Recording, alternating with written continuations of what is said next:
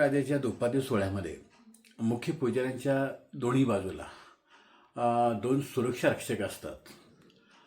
आता त्यांच्या हातामध्ये असणारे जे शस्त्र आहे ते शस्त्र केदारनाथांच्या 52 बिरुदापैकी एक असणाऱ्या खांडा, त्याला खांडा असं नाव आहे, तलवारी आहेत.